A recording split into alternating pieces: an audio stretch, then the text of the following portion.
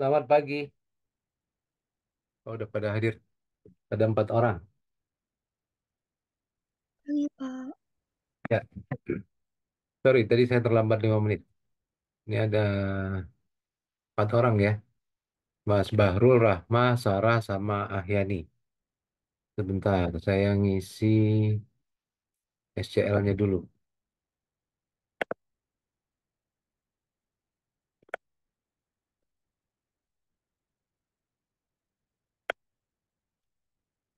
Sesi hari ini sesi 13 kan ya. Jadi sesi 12 saya memang videonya belum upload.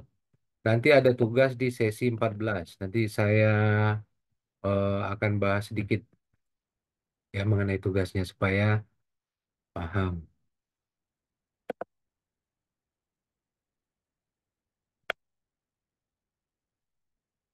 Bentar ya.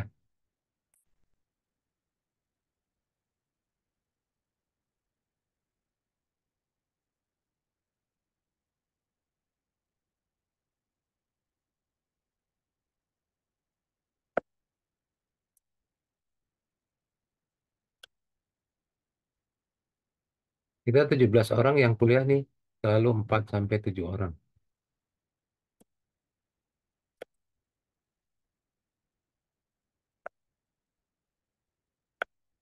Pada kerja ya, Sarah itu kerja ya. Berapa kali izin karena kerja kan ya.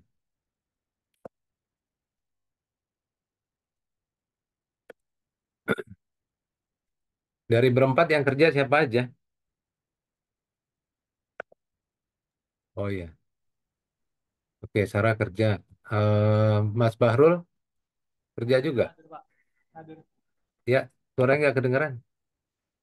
Hadir, halo, halo. Ya, Mas Bahrul kerja juga. Di rumah saya, Pak. Oke, kalau Ayani,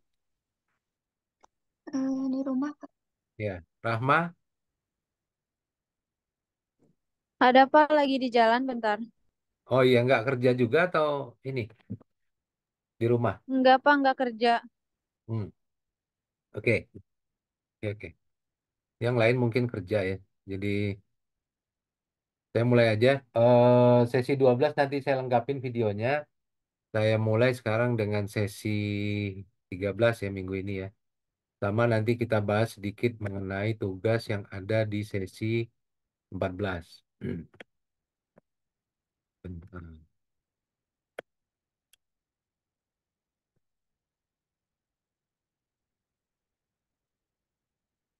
Sesi 13 ini mencakup manajemen risiko dan kepatuhan.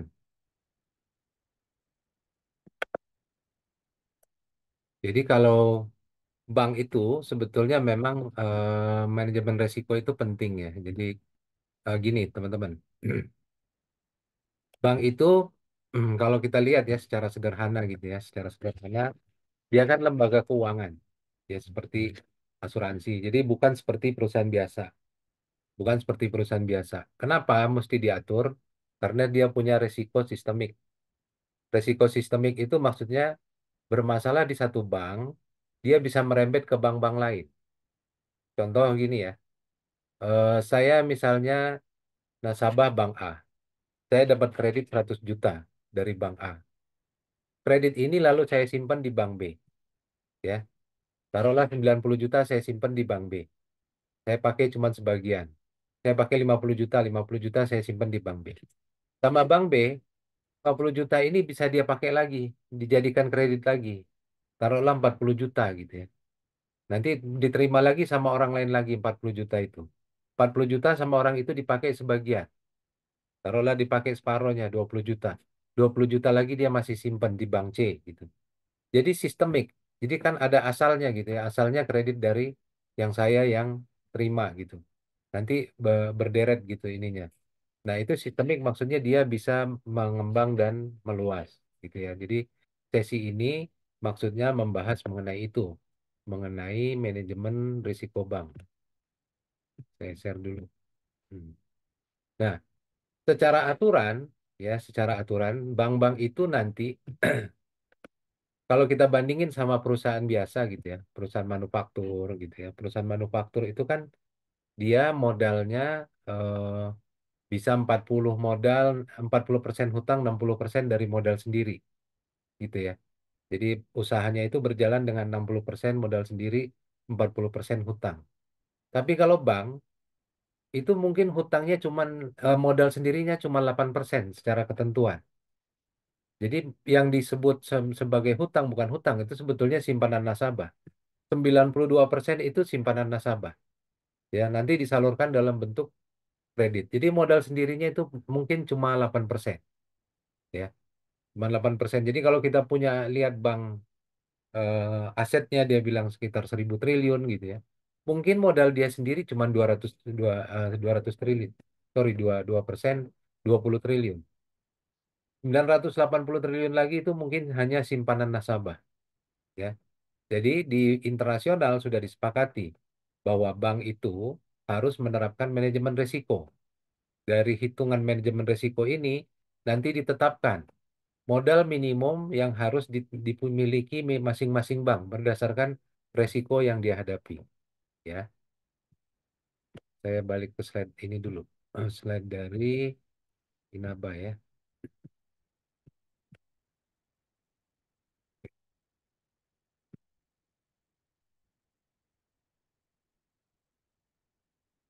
Nih muncul nggak slide-nya? Muncul, Pak. Oke, manajemen risiko ya. Ya, jadi industri keuangan itu umumnya memiliki manajemen risiko. Karena apa? Karena penting, ya. Antara lain mencakup risikonya itu ya. Sebetulnya ada 8. Ada 8, 8 dan itu nanti akan menjadi tingkat kesehatan bank itu. Dan itu akan menentukan jumlah modal yang harus dia sediakan, ya. Kalau teman-teman dengar kemarin ini misalnya ada 9 BPR tutup, ya. Antara lain mungkin karena dia tidak bisa mencukupi ketentuan modal dia. Kalau standar memang diminta hanya 8%. Tapi kalau dia punya risiko, itu diperhitungkan dan dia harus ditambah modalnya ya.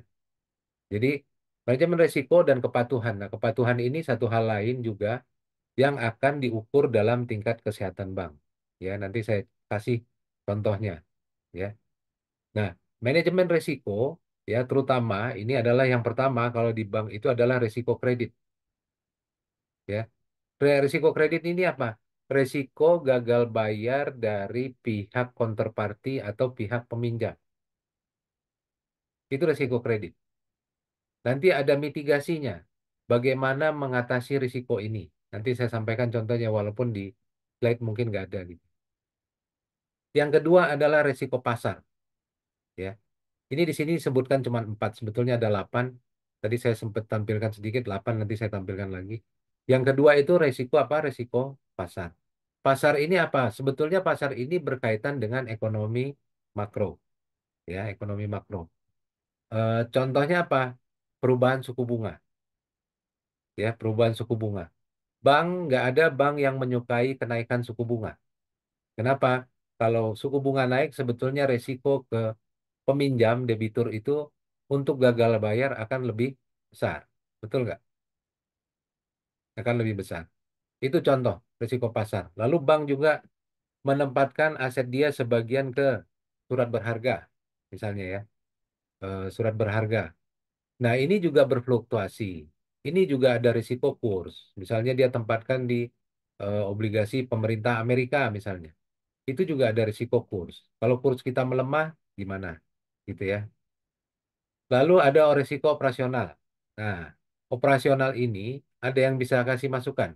Contohnya apa risiko operasional? Silakan. Sederhana nih. Bisnis, sorry. Bisnis apapun pasti ada risiko kan? Risiko operasional. Contoh risiko operasional maksudnya gimana? Ada yang bisa kasih masukan? Halo? Halo Pak. Ya, Mas Bahrul, silakan. Eh, Resiko operasional Pak. Iya, kita kalau usaha pasti ada risiko operasional kan? Nah, kira-kira apa tuh? Mungkin mungkin ya Pak, resiko yang berhubungan dengan misalnya kebakaran kantor atau yang semacam itu Pak, itu termasuk resiko operasional bukan Pak? Ya, jadi gini, kalau kebakaran, bencana alam itu sebetulnya risiko bencana gitu ya. Itu di luar dari Hmm. ini gitu. Nggak apa-apa. Tapi yang dimaksud dengan risiko operasional itu risiko kalau dia waktu dia menjalankan operasinya sehari-hari, Hmm. ya. Operasinya sehari-hari. Berarti yang muncul risiko apa? Yang biasanya muncul kalau di bank itu pertama people, orang. Risiko kesalahan orang, ya. Orang misalnya apa namanya? Teller dia salah membuku gitu ya, mestinya 9 juta, dia buku 90 juta. Itu risiko operasional, ya. Em, Lalu ada juga sistem. Seperti kita dengar kemarin kan ada salah satu bank syariah gitu ya. Sistemnya terganggu dan itu bisa menyebabkan kerugian. Ya, itu risiko operasional. Bencana alam saya lupa, kalau nggak salah mungkin juga bisa masuk ke risiko operasional gitu ya. Tapi biasanya mitigasinya dipisah. Mitigasi ini adalah cara kita mengurangi risiko itu, gitu. Oke, nggak apa-apa. Berikutnya adalah risiko likuiditas. Risiko likuiditas ini adalah kemampuan bank dalam memenuhi kewajiban dia jangka pendek segera. Ya, contoh, kan bank menerima tabungan. Tabungan itu kan secara ketentuan penarikannya bisa dilakukan kapan saja.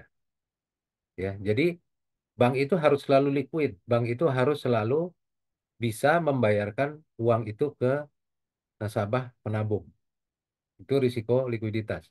Jadi kalau teman-teman bayangin dari usaha dia 8% hutang, 92% itu tabungan nasabah, disalurkan dalam bentuk kredit misalnya 100%. Kalau misalnya ada nasabah dana mau tarik, dia mungkin nggak bisa bayar. Gitu ya. Itu risiko likuiditas. Jadi dia tetap harus memelihara uang kas. Ya, diukur berapa kali frekuensi, berapa jumlah penarikan selama setiap bulan. Gitu ya. Itu misalnya risiko likuiditas. Nah, kalau kepatuhan itu sebetulnya ada aturannya dari undang-undang. Ini adalah di mana setiap orang itu bertindak sesuai dengan perannya masing-masing. Ya, kepatuhan terhadap ketentuan dari regulator, kepatuhan terhadap undang-undang. Ya, jadi ada istilah kita itu good corporate governance. Ya, misalnya peran dewan komisaris itu apa, peran direktur itu apa, peran manajer seperti apa, peran karyawan seluruhan seperti apa, itu diatur. Bagaimana hubungan antara direktur dengan komisaris itu diatur. Minimum dia harus rapat berapa kali, misalnya dalam sebulan kalau di perbankan itu diatur, ya. Tidak boleh ada hubungan antara misalnya dengan keluarga gitu ya. Itu harus dilaporkan. Misalnya ada direktur bank punya keluarga apa namanya diberikan kredit kepada keluarganya gitu ya. Itu dicatat gitu ya, dicatat. Ya, itu termasuk dari code of conduct. Ya, bukannya nanti apa namanya jadi ada risiko benturan kepentingan gitu ya. Itu termasuk di kepatuhan. Oke. Kalau ada yang mau tanya potong aja ya. Ini secara definisi ini teman-teman mesti ingat gitu ya. Secara definisi manajemen risiko adalah proses dalam mengidentifikasi. Jadi stepnya adalah pertama identifikasi dulu selalu. Resikonya ada di mana gitu ya. Seperti kalau di bank tadi saya contohkan operasional. Frekuensi teller yang melakukan kesalahan itu berapa persen? Berapa kali? Berapa nominal kerugiannya? Itu diidentifikasi. Bukan orang per orang, tapi dia hitung secara keseluruhan bank. Ya. Frekuensi munculnya berapa kali? Bagaimana hal ini bisa ini dianalisis gitu ya. Frekuensinya berapa kali, di bulan apa, jumlahnya berapa. Bagaimana hal ini bisa dikendalikan, ya, mengendalikan risiko. Misalnya, oh ternyata teller yang paling banyak melakukan kesalahan itu adalah teller-teller baru, gitu ya. Mungkin masa probationnya untuk teller baru diperpanjang sampai usia berapa gitu ya, atau dia sudah berpengalaman berapa tahun, gitu. Itu yang yang akan di apa namanya untuk mengendalikan risiko ini mungkin ya. Saya nggak hafal juga kebijakannya gitu ya. Atau diberikan sanksi gitu ya, diberikan denda. Diberikan denda itu akan memacu orang untuk lebih berhati-hati. Lalu jadi itu diidentifikasi, dianalisis dan dikendalikan yang dapat mempengaruhi tujuan organisasi. Itu definisinya. Pentingnya apa? Pentingnya untuk menjaga stabilitas, meminimumkan kerugian ya. Jadi ada minimumnya tuh tiap unit. Bank itu akan menetapkan tiap unit itu ada minimum, bukan minimum, maksimum kerugian yang bisa diterima ya. Maksimum kerugian yang bisa diterima. Ada bank yang misalnya 5% dari labanya, mungkin ada yang 3%, jadi beda-beda gitu ya. Maksimum. Bukan berarti boleh, tapi itu adalah maksimum yang bisa diterima. Kalau lebih, misalnya, itu akan kena sanksi penilaian misalnya untuk unitnya. Penilaian kinerjanya nanti diberikan lebih rendah. Ya. Menjaga stabilitas keuangan, meminimais kerugian, memastikan kepatuhan kepada peraturan dan undang-undang. Ya, bank ini ingat, bank ini adalah industri yang paling banyak diatur. Ya, di situ ada dua tuh, Otoritas Jasa Keuangan, ada Bank Indonesia gitu ya. Dua ini yang mengatur gitu ya, mengatur. Tapi yang paling banyak berperan itu adalah OJK, Otoritas Jasa Keuangan. Ya, pemeriksaan bank, tingkat kesehatan bank, itu banyak ada di OJK. Sementara Bank Indonesia lebih ke stabilitas moneter, tapi dia juga berperan terhadap apa namanya kesehatan bank. Lalu definisi kepatuhan tadi dua kan, manajemen risiko dan kepatuhan. Kepatuhan adalah komitmen bank untuk mematuhi hukum, peraturan, dan standar yang berlaku di industri perbankan. Ya, jadi teman-teman mesti tahu bahwa kesalahan terhadap ketentuan peraturan itu bisa dikenakan sanksi buat banknya, bisa dikenakan denda, ya. Jadi bank itu wajib tuh buat laporan lalu lintas devisa, buat laporan ke PPATK misalnya, ya. Ada kesalahan isi, misalnya ada tabel yang harus diisi untuk dilaporkan. Kesalahan isi itu bisa didenda, misalnya didenda 25.000 atau 5.000 lah satu satu kolom. Sedangkan kolom yang harus dilaporkan misalnya ada 16 kolom. Jadi kalau 5.000 aja satu kolom, nasabahnya ada 40 juta misalnya berapa yang ditanggung gitu ya. 40 juta kali 5.000. Itu kan sangat besar gitu ya. Jadi eh, bank itu harus patuh terhadap peraturan karena kalaupun terkena sanksi, sanksinya besar ya. Kenapa bank itu patuh? Dia harus patuh, dia perlu menjaga reputasi. Dia perlu menghindari sanksi. Ya, sanksi tadi itu yang saya bilang contoh, dikasih denda dan memastikan operasional berjalan dengan baik.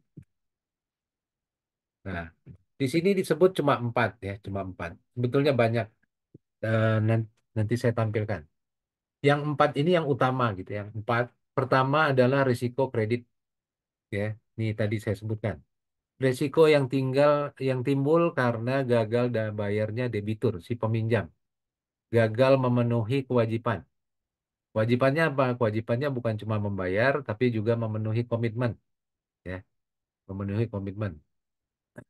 Itu juga menimbulkan risiko kredit. Kedua, risiko pasar. Ya, nah ini pasar ini lebih ke ekonomi makro. Risiko yang timbul dari pergerakan variabel-variabel pasar.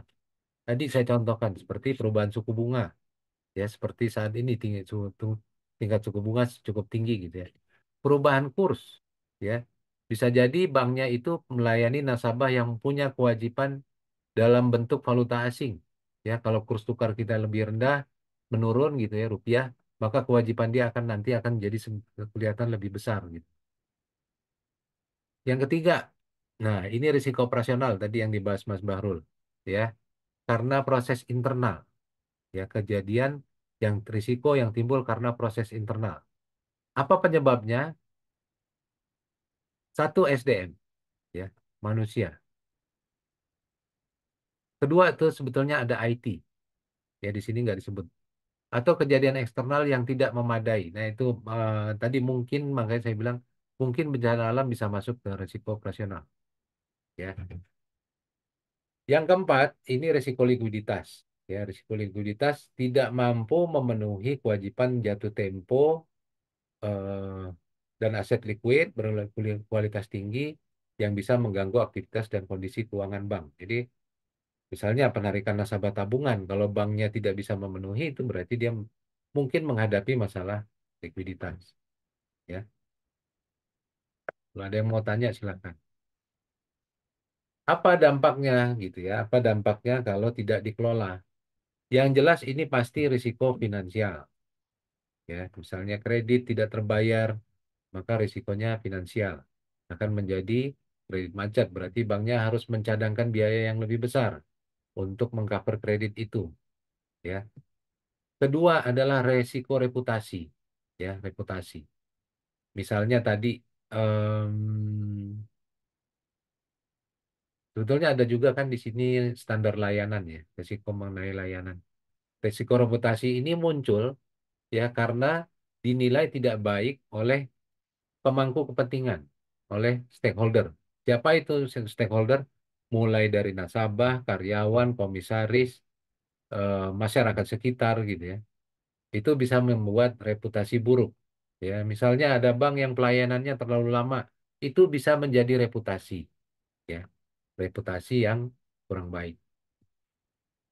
Lalu yang ketiga, ketidakpatuhan. Ketidakpatuhan terhadap apa? Ketidakpatuhan terhadap peraturan dan undang-undang.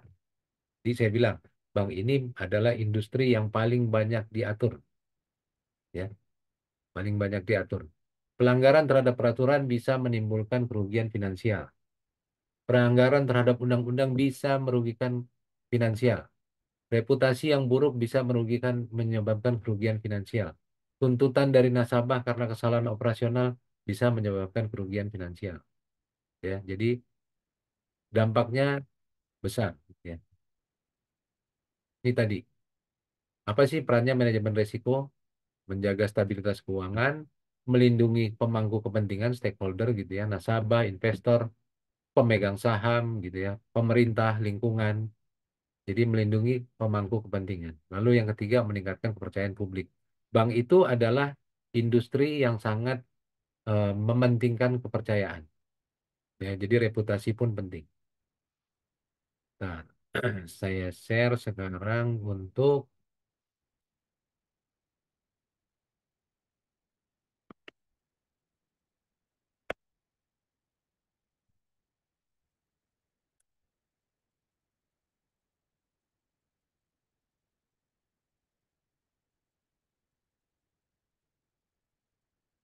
nah ini. Di materi ini cuma 4 ya, tapi saya sampaikan aja ya. Sebetulnya ada banyak. Risiko kredit, risiko pasar, risiko likuiditas, risiko operasional ini udah saya tampilkan ya. Ada 8 ya. Ada 8 yang eh, harus dimitigasi semuanya. Risiko hukum, ya, risiko reputasi tadi, risiko strategik. Strategiknya apa contohnya? Risiko strategik ini adalah kesalahan bank dalam mengambil keputusan, ya. Jadi salah dia dalam mengambil keputusan. Misalnya dia membiayai salah satu terfokus kepada salah satu industri yang ternyata industrinya sudah sunset. Misalnya apa? Industri tekstil. Kreditnya banyak disalurkan di industri tekstil. Jadi selain memunculkan risiko kredit juga itu adalah risiko strategik ya di mana banknya salah memfokuskan bisnisnya gitu ya. Lalu yang kedelapan adalah risiko kepatuhan. Kepatuhan terhadap apa? Kepatuhan terhadap peraturan. Ya, kalau ini dipisah. Kalau hukum sudah masuk ke kepatuhan terhadap undang-undang. Ya.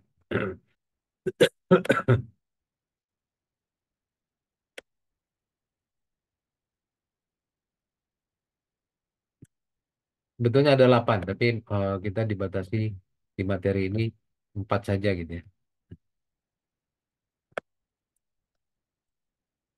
Nah, tadi step-stepnya apa waktu kita melaksanakan manajemen risiko?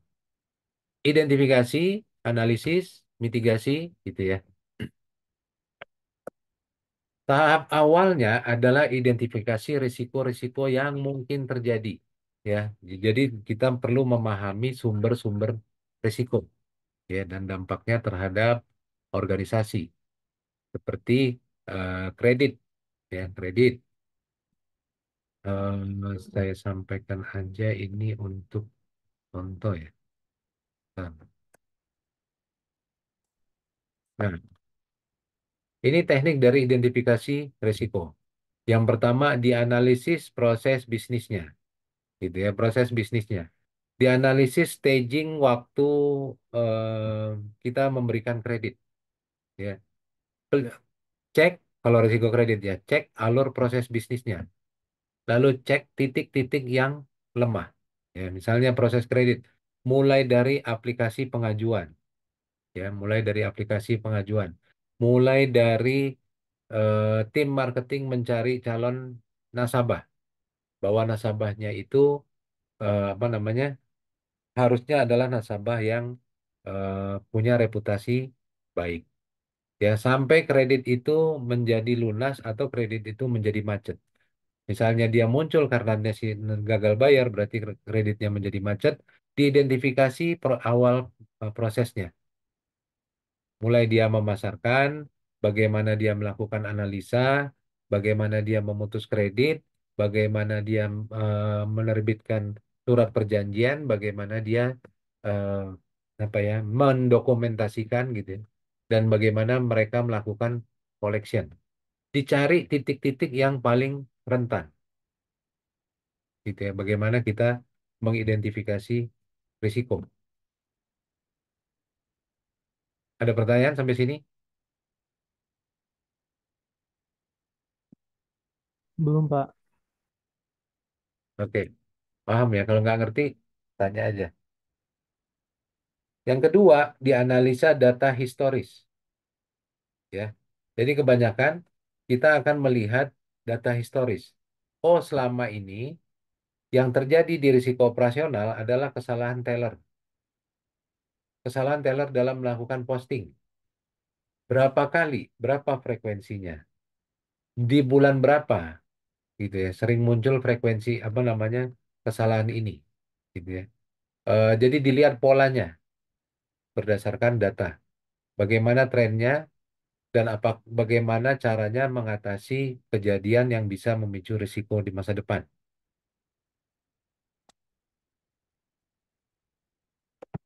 Contoh sederhana ya, ini real, real.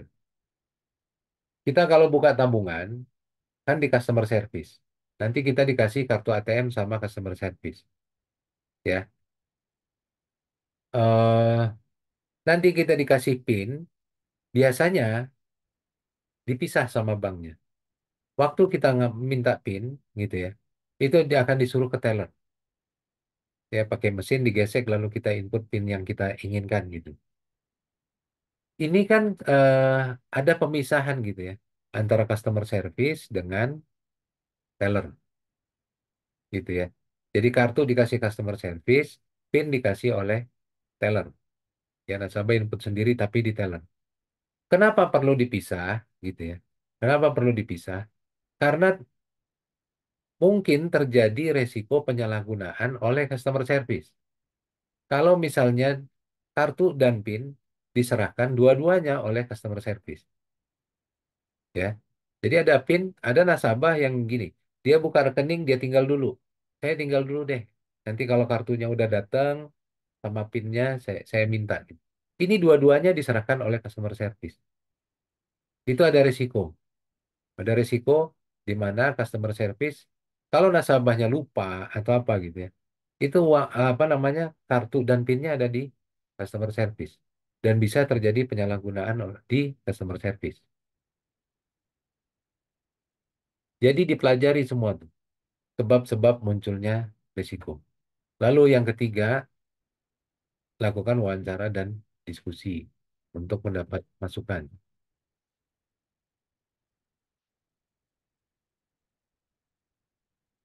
Nah, bank ini syarat dengan teknologi informasi, ya. Nah, ini digunakanlah itu teknologi informasi itu dalam mengidentifikasi risiko. Ya, jadi data itu bisa dikumpulkan ya, dengan TI, dengan IT gitu ya, dengan teknologi informasi. Data itu bisa dikumpulkan dan dianalisis. Mana yang outliers gitu ya, mana yang di luar yang berpotensi untuk menimbulkan resiko. Lalu dipantau, ya dipantau secara real time dan memberikan peringatan dini. Lalu memberikan analisis prediktif, ya. Prediktif maksudnya dia bisa menganalisis analisis kemungkinan terjadinya risiko dan mungkin tindakan pencegahan. Jadi contoh nih ya, misalnya bank itu bisa mengidentifikasi transaksi-transaksi yang non dilakukan oleh nasabah, gitu ya, yang dilakukan misalnya oleh sistem gitu ya. Dan bank akan monitor kalau misalnya muncul transaksi yang bukan yang harusnya dilakukan oleh sistem tapi dilakukan oleh manusia. Ya, itu bisa dipantau. Dan dari situ dia bisa mengidentifikasi dan dia bisa menganalisis, bisa melakukan diskusi, bisa menanyakan ini transaksi apa, ya. Jadi kalaupun terjadi resiko pembobolan gitu ya, itu sudah teridentifikasi karena daily pun akan dimonitor secara harian. Itu pentingnya teknologi informasi. Tadi identifikasi, yang kedua analisis. Ya, analisis. Kalau sudah diidentifikasi dan diukur, lalu bagaimana prioritas penanganannya? Nah, analisis ini biasanya kita akan pecah-pecah, gitu ya. Mana mana resiko yang potensi kerugiannya besar dan frekuensi terjadinya besar, gitu ya. Mana risiko misalnya kita bagi empat. Ada risiko yang frekuensi terjadinya kecil dan kalaupun terjadi kerugian nominalnya kecil. Ada frekuensinya tinggi tapi nominalnya kecil. Ada frekuensinya rendah tapi nominalnya besar. Yang paling kita khawatirkan adalah frekuensinya tinggi tapi nominal kerugiannya besar. Ya, jadi analisisnya bisa dilakukan secara kualitatif, ya, fokus terhadap subjektif gitu ya, subjektif terhadap angka gitu kan, lalu didalami dampaknya. Ada kuantitatif, oh, itu kuantitatif, sorry ya, menggunakan angka dan model matematik untuk melihat probabilitas terjadinya risiko. Kalau kualitatif ini penilaian subjektif, ya subjektif, eh, dia fokus terhadap risiko dan dampaknya, bisa dengan melakukan wawancara atau kombinasi ya, kombinasi gabungan dari kuantitatif dan kualitatif untuk mendapatkan pemahaman yang lebih jelas.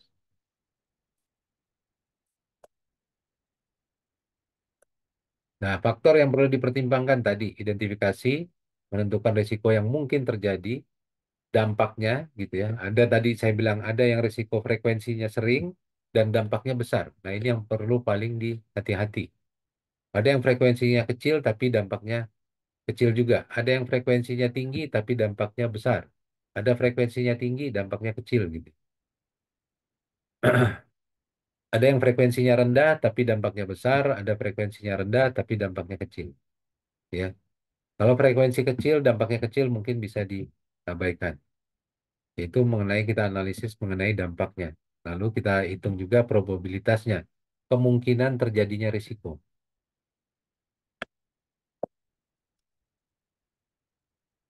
Lalu setelah kita identifikasi, kita analisis adalah dikelola, ya.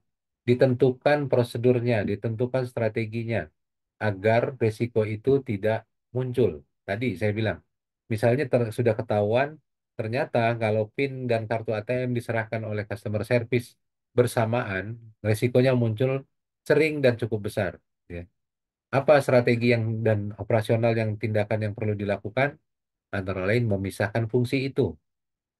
Ya, jadi kartu ATM diserahkan customer service, PIN ATM diserahkan oleh teller. Yaitu contoh untuk meminimalkan dampak negatif dari risiko.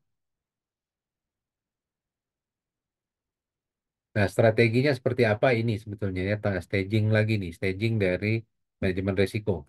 Identifikasi risiko, dianalisis, mitigasi, ya, strategi untuk mengurangi, ya, menghindari risiko, dan lalu dipantau. dan evaluasi efektivitas strategi itu. Kalau masih kurang baik, balik lagi, ya, identifikasi lagi, analisis, mitigasi lagi, pantau lagi, hasilnya seperti apa, gitu ya. Jadi semakin lama akan semakin membaik.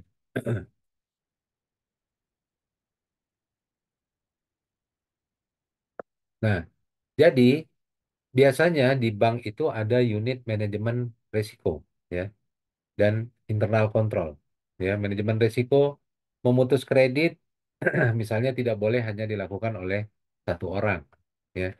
Jadi tidak boleh dilakukan hanya oleh misalnya account officer, hanya dilakukan oleh kepala cabang, tapi harus bersama unit manajemen risiko.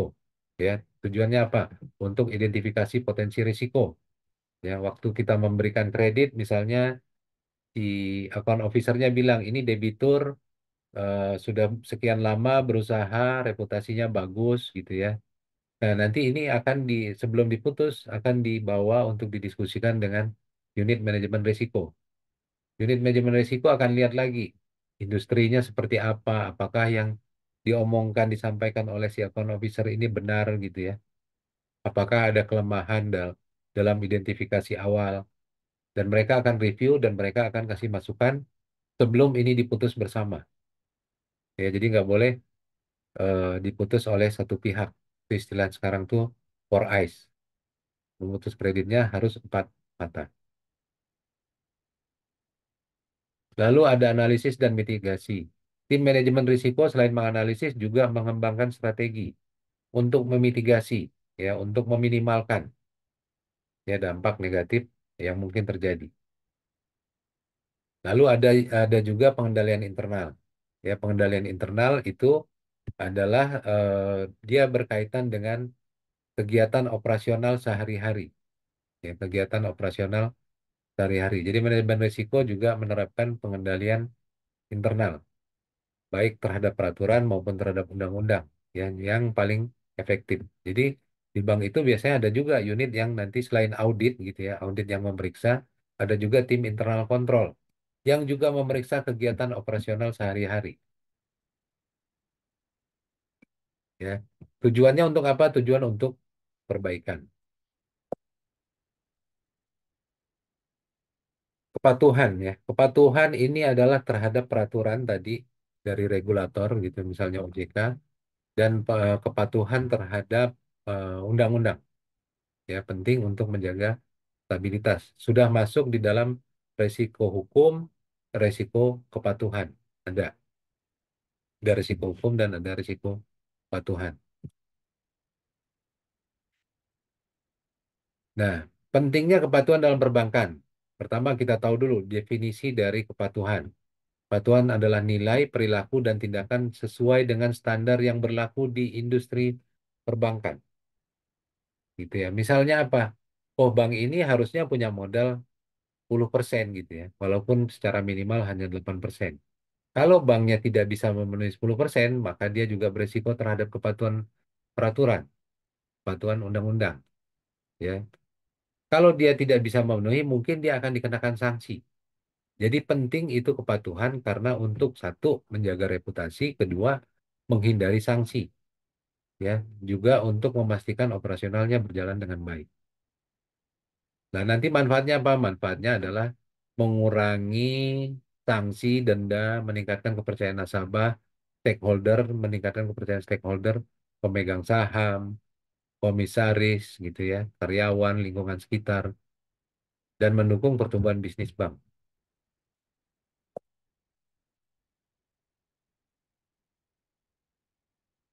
Oke, sampai sini ada pertanyaan?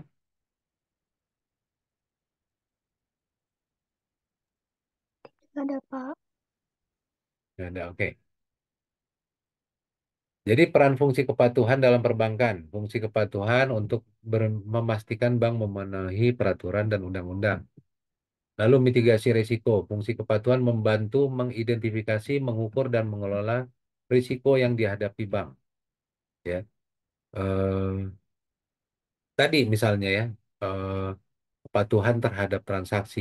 Kalau secara sistem terlihat ada transaksi yang harusnya dilakukan oleh sistem tapi dilakukan oleh manusia, gitu ya, itu bisa diidentifikasi dan diukur resikonya.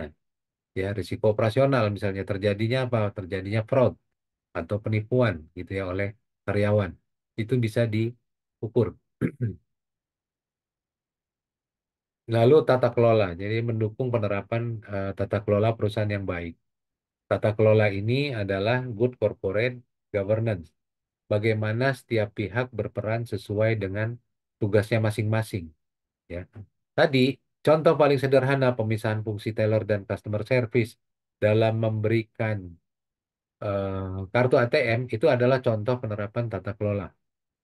Ya, lalu pemisahan fungsi marketing kredit dengan manajemen risiko itu juga contoh penerapan tata kelola. Dulu ya, mungkin tahun sekitar sebelum tahun 98 sebelum kita menghadapi krisis moneter gitu ya.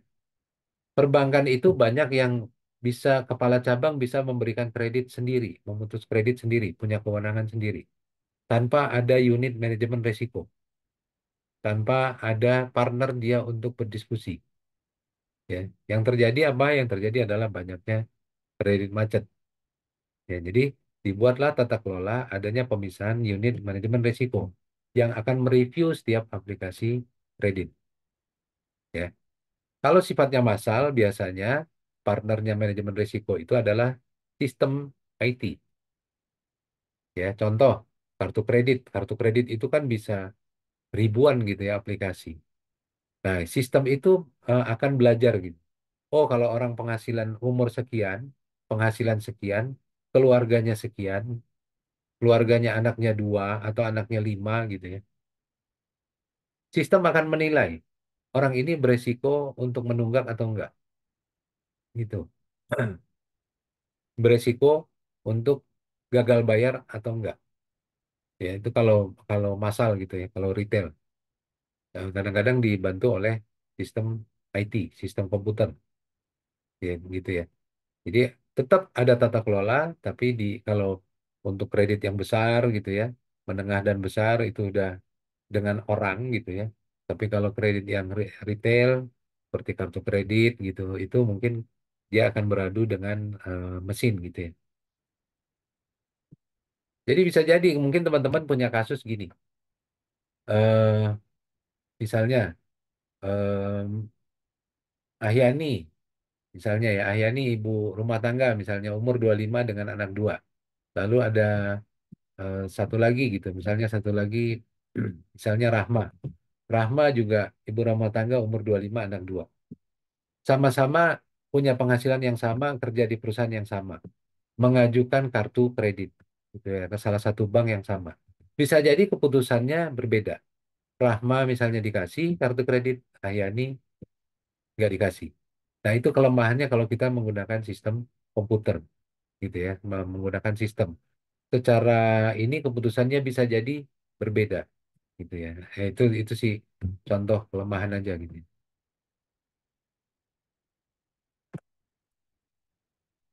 Nah, ini good corporate governance ya, good corporate governance. Nanti saya kasih contoh bagaimana manajemen risiko dan good corporate governance ini akan menjadi penilaian kesehatan bank ya, penilaian kesehatan bank. Apa dampaknya kalau kesehatan banknya dinilai kurang baik? Bisa diminta oleh regulator untuk menyetorkan modal untuk mengcover risiko-risiko ya. Baik, kita mulai dulu dengan GCG ya, tata kelola, Good Corporate Governance. Biasanya di level Dewan Komisaris dan Direktur ada Good Corporate Governance, ya, kepatuhan dan etika bisnis. Bagaimana peran masing-masing orang di dalam perbankan. Komisaris itu perannya seperti apa? Direktur itu perannya seperti apa? Gitu ya. Dipisah, ya. Jadi tata kelolanya baik. Misalnya, untuk memutus kredit 5 miliar, 500 miliar ke atas, itu harus direksi, gitu ya, direksi. Tapi untuk memutus kredit untuk di atas 500 miliar, gitu ya, yang sudah bisa berpengaruh terhadap modal, bisa jadi akan diminta pendapat dari Dewan Komisaris, gitu ya, karena bisa berpengaruh ke modal. Dewan Komisaris ini siapa? Dewan Komisaris ini kan adalah perwakilan dari owner, ya, perwakilan dari pemilik perusahaan, dari pemilik bank. Nah, ini GCG ya, tata kelola perusahaan yang baik, Good Corporate Governance. Ya, secara definisi GCG adalah sistem yang mengatur dan mengendalikan perusahaan untuk menciptakan nilai tambah bagi pemangku kepentingan. Ya, sistem yang mengatur, sistem yang mengendalikan. Ya, jadi diatur perannya masing-masing untuk menciptakan nilai tambah bagi pemangku kepentingan. Pemangku kepentingan ini siapa? Pemilik, karyawan, nasabah, masyarakat sekitar gitu ya. Itu adalah pemangku kepentingan. Apa prinsipnya GCG? Prinsipnya itu adalah segala sesuatu itu dikelola secara transparan. Transparan antara komisaris dengan direksi tidak ada yang ditutup-tutupi. Ya, nanti kita lihat bagaimana ini dinilai dan mempengaruhi kesehatan bank. Akuntabilitas.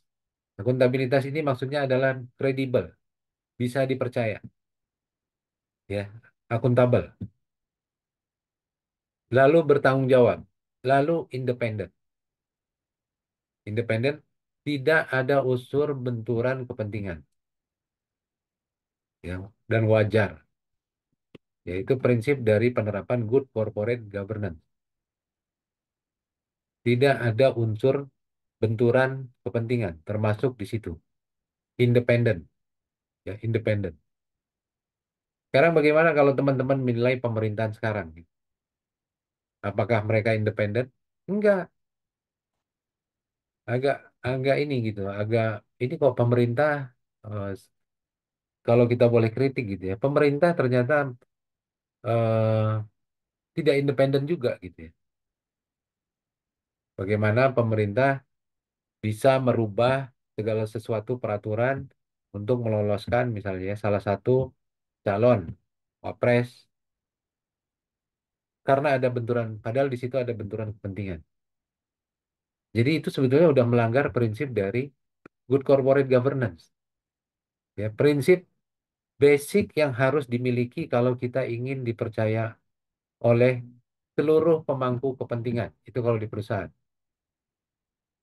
Kalau kita ingin dipercaya oleh masyarakat, kalau kita ingin dipercaya oleh pemilik, kalau kita ingin dipercaya oleh itu ada transparan, akuntabel, tanggung jawab, independen, ya, transparan.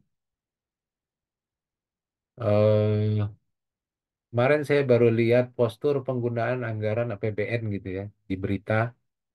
52% anggaran pendidikan itu digunakan untuk dana desa. 49%, sorry, bukan 52. 49%. Jadi kan ini kan sebetulnya apakah ini transparan gitu ya? Apakah ini akuntabel? Di satu pihak untuk bersekolah UKT naik, semua naik. Ternyata karena anggarannya 49% beralih ke dana desa. Apakah ini transparan? Karena ini muncul sesudah terjadi. Apakah akuntabel? Apakah mereka melaksanakan ini dengan kredibel? Apakah bertanggung jawab? Apakah independen? Penggunaan dana pendidikan untuk dana desa gitu, ya. Anggaran pendidikan untuk dana desa. Kenapa harus untuk dana desa gitu? Apakah ini independen? Itu kan em, pertanyaan gitu ya maksud saya untuk level pemerintah. Sementara di level perusahaan sendiri penerapan seperti ini tuh sudah umum gitu ya. Apalagi untuk perusahaan-perusahaan yang akan go public. GCG ini pasti dinilai. Ya, jadi GCG dapat meningkatkan kinerja, melindungi pemangku kepentingan, siapa aja itu, mulai dari pemegang saham, karyawan, direktur, nasabah, sampai masyarakat umum gitu ya. Melindungi pemangku kepentingan dan memperkuat reputasi, yaitu GCG.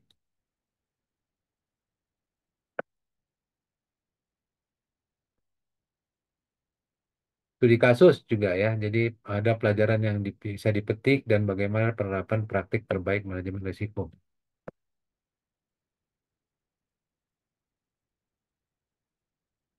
Nah, ini contoh ya, studi kasus manajemen risiko dalam kepatuhan perbankan. Kasus pelanggaran kepatuhan. Sebuah bank besar dikenakan denda besar akibat kegagalan mematuhi aturan anti pencucian uang, anti money laundering. Jadi kalau di bank itu terkenal tuh AML. Ada aturannya ya bahwa nasabah yang bertransaksi ini wajar gitu ya. Kalau misalnya terjadi risiko setelah di ini, oh ternyata banknya nggak menerapkan anti pencucian uang gitu. Banknya bisa kena sanksi ya. Jadi waktu kita buka rekening sebetulnya pun itu sudah termasuk di anti pencucian uang. Semua data yang kita isi itu akan di apa ya? Dilaporkan gitu ya. Misal gitu ya. Ada seorang karyawan, misalnya karyawan instansi pemerintah dengan penghasilan 40 juta per bulan gitu. Buka rekening, buka rekening 2 miliar. Ini sebetulnya sudah di luar, ini contoh aja ya, contoh misal. Ini sebetulnya sudah di luar dari profil pegawai itu gitu kan. Dan em, kalau banknya melaporkan gitu ya, sebetulnya kan itu sistemnya akan berbunyi, akan menjadi perhatian gitu ya oleh oleh misalnya mulai dari PPATK dan lain-lain. Kalau terjadi risiko, banknya mungkin tidak akan bersalah gitu ya. Kedua, misalnya contoh pengelolaan risiko kredit. Bank terpaksa menurunkan laba karena tingginya kredit macet ya. Oh, ternyata tadi saya bilang banknya ini banyak membiayai sektor industri yang sedang mengalami sunset. Ya, misalnya kasarnya gini lah, yang sederhana itu tekstil. Ya, tekstil itu bisa dibilang sunset. Kenapa sunset? Karena sebetulnya teknologi itu sangat berkembang dengan cepat di industri tekstil. Dibiayai, ternyata pengusahanya tidak sanggup bayar gitu ya. Jadi perlu manajemen risiko kredit. Teknologi mitigasi terhadap risiko teknologi. Itu yang saya contohkan tadi. Salah satu bank syariah misalnya, adanya serangan cyber, ya sempat berhari-hari, misalnya 3 hari, 4 hari tidak bisa melayani nasabah. Komplain dari mana-mana, ya. Kalau dia dituntut, sebetulnya bisa menyebabkan kerugian finansial. Serangan cyber juga bisa menyebabkan misalnya ransom gitu ya. Mereka minta hacker itu minta ganti rugi, gitu. Itu bisa jadi kerugian finansial. Ya, jadi perlunya sistem keamanan cyber yang tangguh. Kalau saya boleh komentar, sebetulnya perbankan itu bisa mengeluarkan duit itu, uang sampai investasi di sistem IT itu bisa sampai triliunan, ya. Bank-bank besar gitu ya, bisa sampai triliunan. Jadi kalau kemarin data nasional 270 juta penduduk yang dikelola Menko Info bocor gitu ya. Saya lihat anggarannya 700 miliar, bener nih pemerintah punya anggaran cuma 700 miliar. Sedangkan bank yang punya punya nasabah cuma belasan juta atau puluhan juta nasabah, mereka punya anggaran jauh lebih besar gitu dari sekedar 700 miliar untuk mengamankan data nasabah. Ya, jadi itu saja untuk ini, untuk manajemen risiko dan patuhan ya dan good corporate governance. Sekarang saya mau bahas sedikit mengenai, ada pertanyaan nggak sampai sini? Belum ada Pak. Belum ada. Oke, ini tugas ke-14 ya, sesi 14. Banyak berkaitan dengan manajemen risiko ya. Nah, ini eh, sesi 14 berarti nanti dikumpul waktu UTS ya di sesi 16. Tapi teman-teman lihat dulu lah sesi 14-nya kan minggu depan ya. Tapi banyak berkaitan dengan manajemen risiko. Bank Indah Raya gitu ya, memiliki departemen treasury ya, bertanggung jawab untuk mengelola aset dan kewajiban bank gitu ya. Melakukan transaksi pasar uang dan pasar modal.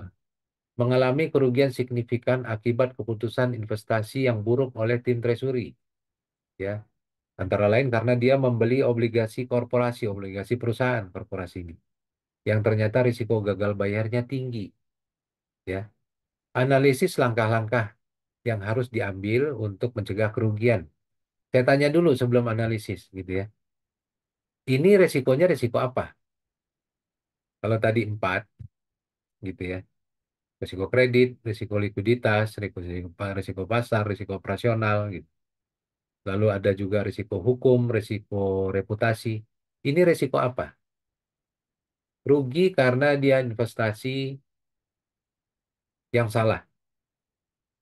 Ayo, ada yang bisa ngasih pendapat? Pendapat aja, nggak apa-apa. Apakah ini risiko pasar? Apakah ini risiko kredit? Apakah ini risiko likuiditas? Apakah ini risiko operasional? Apakah ini risiko reputasi? Ini udah jadi nih, rugi nih. Mungkin resiko kredit, Pak. Kredit.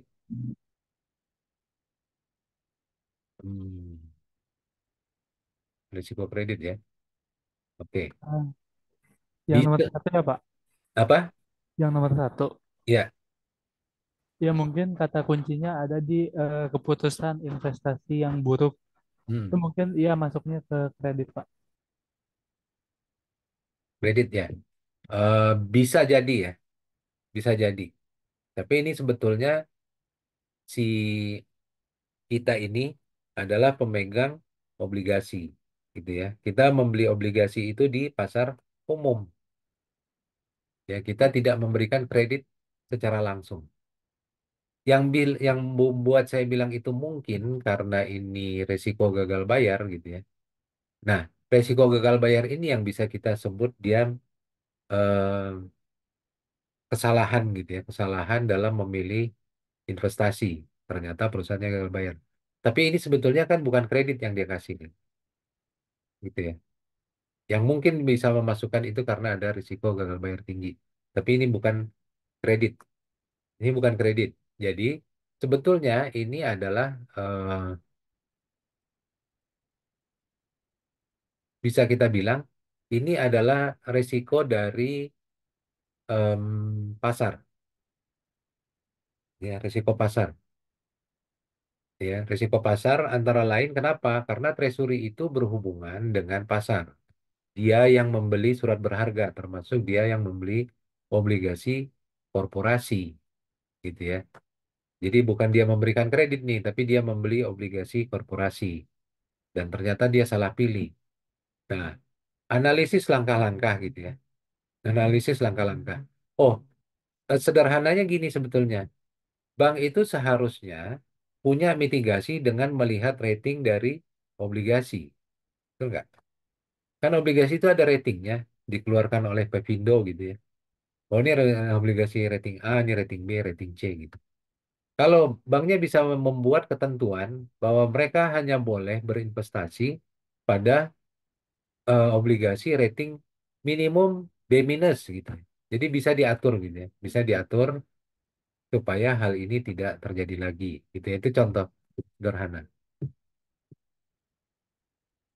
Yang kedua nih, Bank Santosa, sebuah bank komersial yang beroperasi puluhan tahun, menerima banyak keluhan dari nasabah terkait dengan kualitas layanan yang buruk, menyebabkan antrian yang panjang di cabang, respon lambat, gitu ya.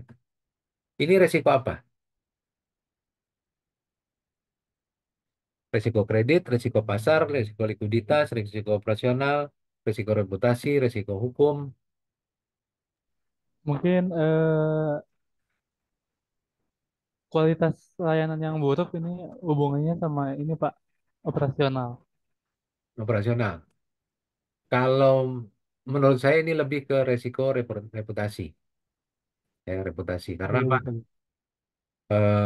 Reputasi itu penting untuk dijaga. Kalau banknya sudah dikenal lambat, gitu ya, mungkin nasabah tidak akan apa namanya, tidak akan bertransaksi lagi di situ. Tapi nggak apa-apa, nanti pendapat apapun di tugas itu nggak akan saya salahkan, gitu ya, nggak akan saya salahkan. Cuma eh, kita ini untuk dipahami gitu, untuk dipahami. Jadi nanti bisa dilihat. Nanti saya kasih tambahan materi gitu ya di materi dari manajemen risiko. Teman-teman bisa lihat tuh kira-kira masuk risiko apa gitu ya. Yang ketiga, Bank Cemerlang sedang berusaha. Nah, ini kayaknya bukan manajemen risiko ini. Meningkatkan penjualan produk perbankannya gitu ya, meskipun telah meluncurkan kampanye, masih kesulitan mencapai target penjualan. Adalah kurangnya strategi pemasaran yang efektif gitu ya. Pertanyaannya adalah analisis strategi pemasaran penjualan apa gitu ya.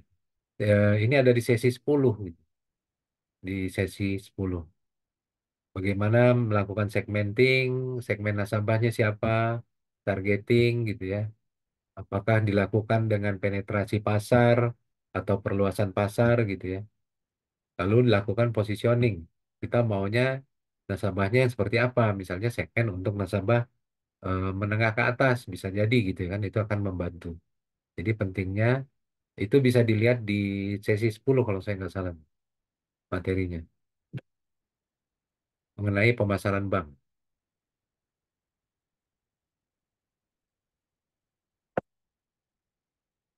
Nah, ini nomor 4 ya, nomornya nggak ada.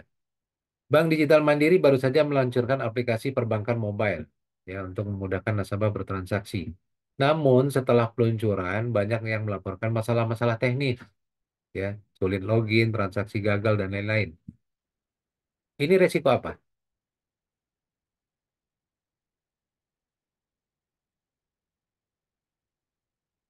Ya, gampang nih. Ayo, ada yang berpendapat? Masalah teknis itu ya kembali lagi ke operasional Pak. Hmm, betul, Risiko operasional, Pak. operasional betul. Kenapa operasional? Karena di dalam operasional itu termasuk IT gitu kan. Ada sumber daya manusia masalahnya, ada IT masalahnya gitu ya. Jadi ini sebetulnya lebih ke risiko operasional ya. Nah, nanti evaluasi langkah-langkahnya. Langkah-langkahnya itu tadi ya, ada analisis gitu ya, terus lalu apa namanya? Di saya lupa tadi apa istilahnya itu. Eh Dianalisis lalu di semacam di identifikasi, oh identifikasi dulu, dianalisis baru di mitigasinya seperti apa gitu ya. Kalau ini mitigasinya gimana? Ini kalau memang banyak gagal gitu, ada yang orang IT yang kira-kira ngerti IT, banyak gagal, fiturnya nggak berfungsi, kira-kira apa yang dilakukan? Yang paling penting, sepintas saja kita baca. Ini biasanya ya mungkin terkait dengan jaringan. Kalau login gagal, transaksi gagal gitu ya. Jadi mungkin apa namanya eh, kualitas jaringannya dari perbankan itu yang mesti diperbaiki. Juga sistem IT-nya sebelum selain aplikasinya sendiri juga harus dilihat gitu ya, direview lagi. Apakah aplikasinya ini sebab-sebab gagalnya di mana gitu ya, paling banyak di mana gitu. Tidak berfungsinya seperti apa gitu. Jadi mungkin juga peningkatan dari bandwidth jaringan, mungkin juga dari em, evaluasi lagi sistem IT yang dikembangkan gitu ya. Ada kesalahan di mana gitu. Oke. Nomor 5, Bank Aman Santosa menghadapi tantangan besar setelah otoritas perbankan menemukan bahwa bank tersebut gagal mematuhi peraturan. Ini resiko apa? Peraturan. Kepatuhan itu Pak. Hah? Yang tadi kepatuhan. Kepatuhan, betul. Mungkin Ya, risiko itu keuangan. kepatuhan. Kepatuhan. Gagal investigasi menunjukkan masih hal yang sama. Bank memiliki portofolio pinjaman yang terlalu terkonsentrasi pada sektor industri yang beresiko tinggi tadi misalnya. Itu sebetulnya masuk di resiko kredit tuh. Jadi ada dua nih, ya. Ada dua. Satu, resiko reputasi. Kedua, dia ada resiko kredit. Kenapa? Kreditnya terlalu terkonsentrasi pada satu sektor. Ya, jadi kalau dia pecah-pecah, mungkin nggak terlalu terkonsentrasi gitu ya. Resikonya nggak terlalu besar gitu. Tapi kalau hampir 100% kredit dia disalurkan ke industri yang ternyata industrinya itu bermasalah gitu ya. Itu Risiko konsentrasi itu ada di risiko kredit. Ini ada dua nih sebetulnya lima ini. Satu risiko reputasi, kedua itu adalah risiko kredit. Ya.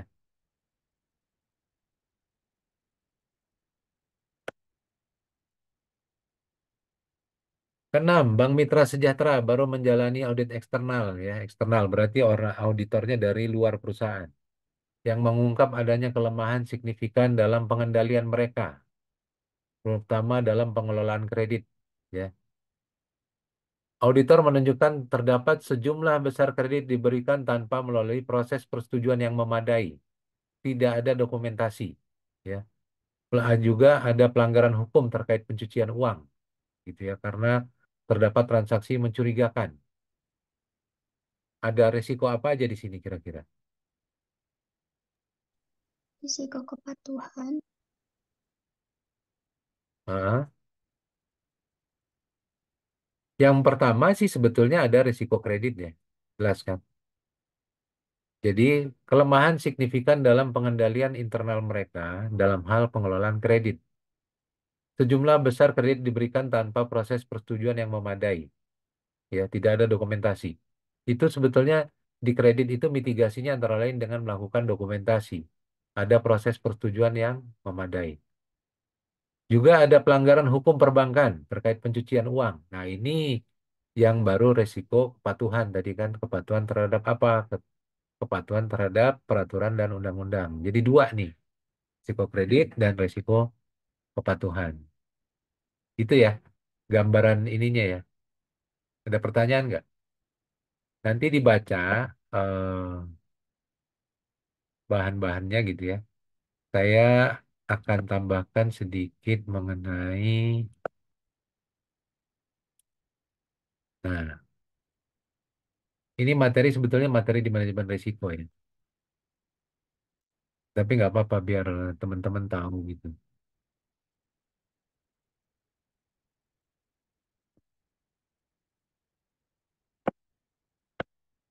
Lalu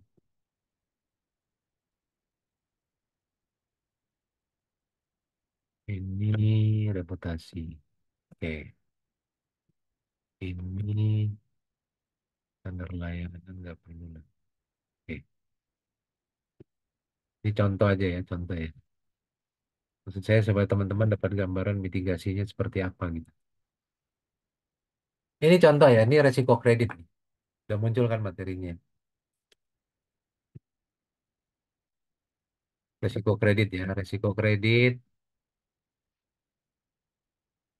Resiko kredit adalah risiko kerugian terkait dengan kegagalan bayar dari counterparty, dari pihak meminjam lah, misalnya kasarnya gitu ya. Tidak bisa membayar kembali kewajibannya. Bagaimana mitigasinya gitu ya. Tadi kan tugas itu banyak bercerita mengenai mitigasi. Bank menggunakan sejumlah teknik dan kebijakan untuk memitigasi. Misalnya, satu, untuk kredit, dilakukan grading, ya, grading, pemeringkatan. Tadi kasus membeli obligasi, mungkin kita bisa melakukan pemeringkatan terhadap obligasi. Gitu ya. Oh, kalau korporasi perusahaan seperti ini, gradingnya adalah D. Oh, perusahaan seperti ini, gradingnya adalah A, gitu ya. Jadi mungkin banknya bisa membuat kebijakan bahwa mereka tidak perlu membeli obligasi dengan kategori D. Mereka hanya boleh beli di kategori A dan B, gitu ya. Memberikan kredit juga gitu kepada perusahaan yang kategori A dan B. Manajemen portofolio tadi. Portofolio ini maksudnya jangan terkonsentrasi di salah satu industri. Ya harus dipecah. Lalu sekuritisasi dan agunan ini mirip, gitu ya. Sekuritisasi ini maksudnya dijamin oleh sekuritas. Agunan ini kredit harusnya ada agunan, gitu ya. Lalu ada pemantauan cash flow, bahwa si nasabah itu harus dipantau. Bagaimana laporan keuangannya, bagaimana dia menggunakan uang itu, menggunakan kredit, cash flow-nya seperti apa. Lalu yang terakhir, kalau kreditnya macet, bagaimana melakukan recovery. Ini contoh untuk resiko kredit, ya. Saya kasih contoh lagi untuk resiko yang lain. Bagaimana mitigasinya? Karena tugas itu banyak bercerita mengenai mitigasi ya. Ini untuk resiko pasar, ya, risiko pasar. Risiko pasar itu ada empat. Resiko suku bunga, resiko kurs atau nilai tukar, resiko ekuitas, dan resiko komoditas. Ya, mitigasinya sebetulnya bisa dilakukan ini di sini nggak ada materinya, tapi mitigasinya bisa dilakukan secara kualitatif dan kuantitatif. Ya, identifikasi, diukur gitu ya, dilakukan mitigasi gitu. Jadi kayak kasus tadi obligasi mungkin secara risiko pasar dia bisa membatasi, secara risiko kredit dia bisa membatasi grading obligasi yang dibeli, dia juga membatasi volumenya, volume maksimum berapa untuk membeli obligasi, gitu ya. Ini contoh risiko pasar. Berikutnya adalah risiko imbal hasil, nggak usah ya, bawa imbal hasilnya. Reputasi, ini contoh risiko reputasi. Ya tadi ya, misalnya kualitas layanan gitu ya, reputasi.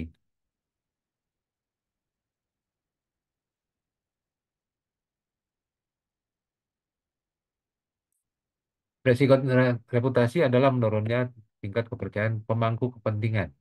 Ya, ini contoh parameternya. Ini misalnya tadi ya, ternyata antrian panjang. Ini misalnya adalah tingkat penggunaan nasabah atas produk bank, materialitas kerjasama bank dengan mitra bisnis. Itu kan bisa berpengaruh. Frekuensi pemberitaan yang buruk, ya, itu bisa jadi resiko reputasi. Frekuensi keluhan nasabah tadi yang antrian panjang gitu ya. Materialitas ya. Jadi diukur bagaimana mitigasinya misalnya.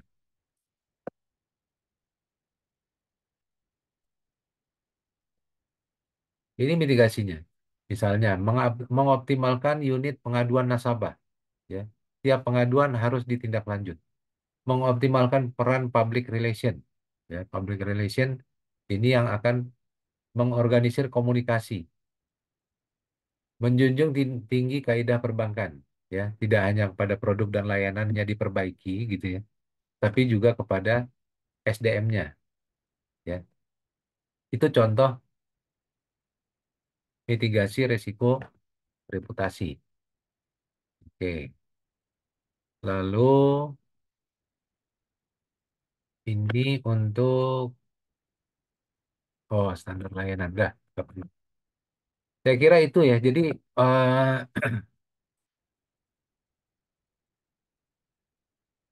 tugasnya nanti dikerjakan biasa seperti ini kita masuk di sesi 16.